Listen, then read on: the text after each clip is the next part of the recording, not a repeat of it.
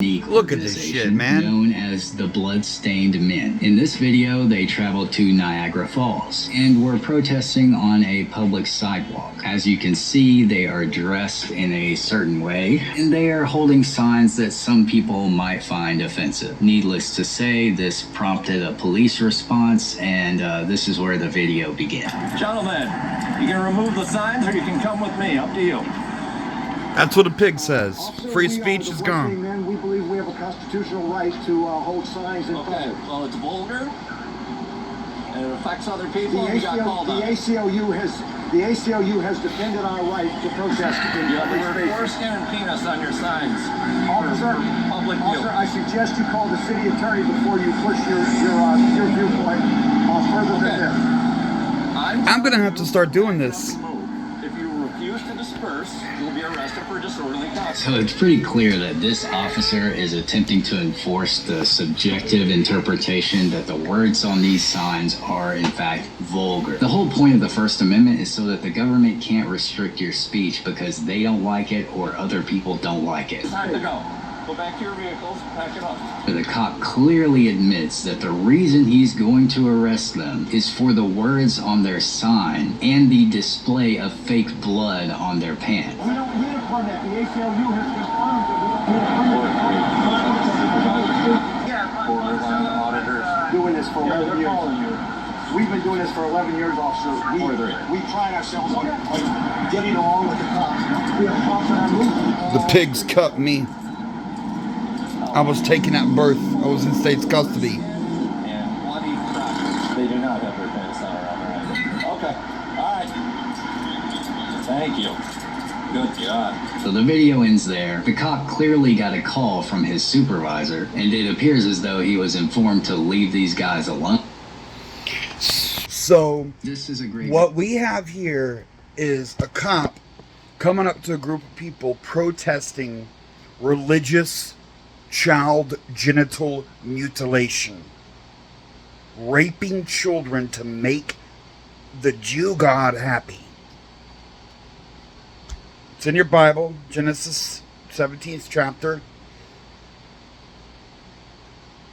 And he's saying because there's words on your sign, like foreskin and penis, you cannot do that speech. Here's something, it wasn't covered in that little bit.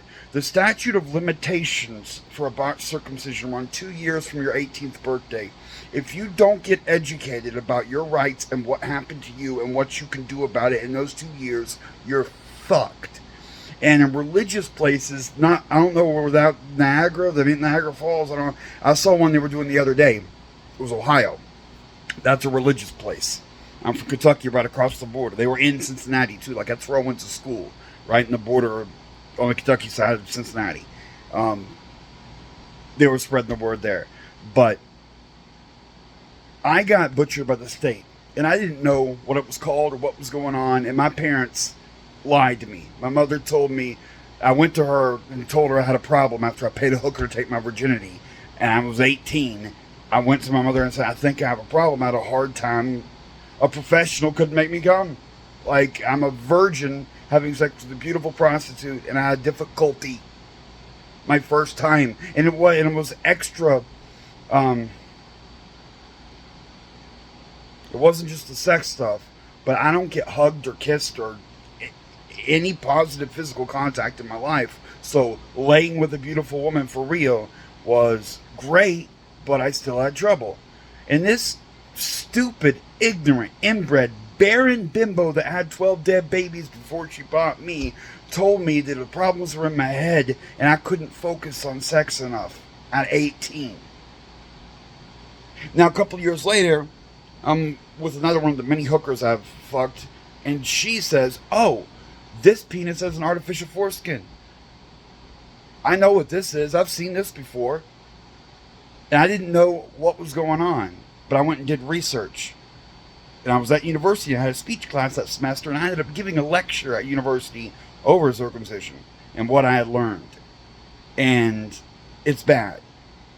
But I had big problem. I had an adhesion that led to painful erections for 13 years and severe loss of sensation, and then I accidentally, without knowing what I was doing, stretched out a fake artificial foreskin. So it looks kind of like a non-cut one, but with a droopy sack of scar tissue and callus material instead of the proper thing. And it has no, so people don't understand what I mean with no, it's, you know, the bottom of your foot where you get calluses and you can shave them off. That's my foreskin. It does not have feeling. It is just scar tissue. That's all. It wasn't there. It got stretched out of a jagged wound, a scar. It got accidentally stretched out. So one, I caused a lot of damage and fucked up because I didn't know what I was doing. Two, it should have never been done to me. I was in state's custody. It's against federal law. No religious child genital mutilation when you're in state's custody. But I'm in bumfuck Egypt, Kentucky. Religion controls adoption and orphanages, and whatever happened to me, we don't know. I don't know my fucking name. I was renamed when I was bought. Technically, I don't know if I'm from Kentucky. I just know I was bought in Kentucky, and presumably I'm from that area, but don't know. And I was only like half a year, a little more past the statute of limitations. It was like 20. I wasn't old enough to drink, but I was between 20 and 21. And on your 20th birthday, your right to sue goes out the window. And I've been told nothing about the word circumcision, what it was. I didn't know anything about it. I was given no information. I was kept ignorant. I was never allowed like access to the internet and stuff. My parents kept me on lockdown. I to make sure I don't jerk off and shit. They kept me away from everything.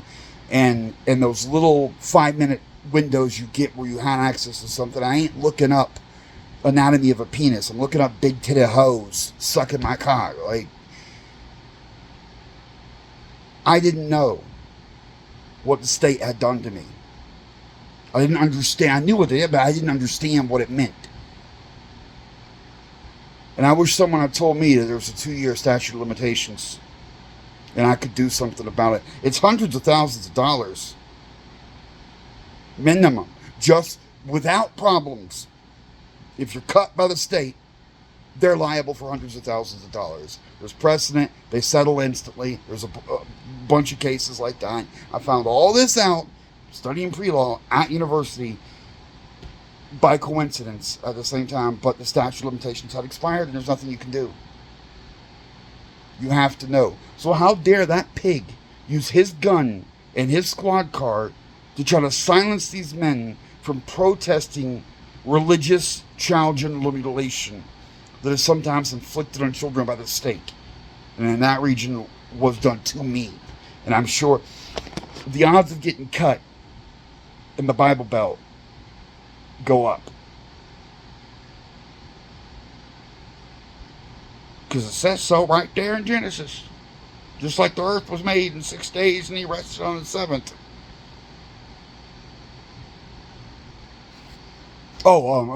This is also the region right there in Cincinnati where the Noah's Ark theme park is. But how dare that pig say, shut up and leave or I'm going to arrest you. A pig with a gun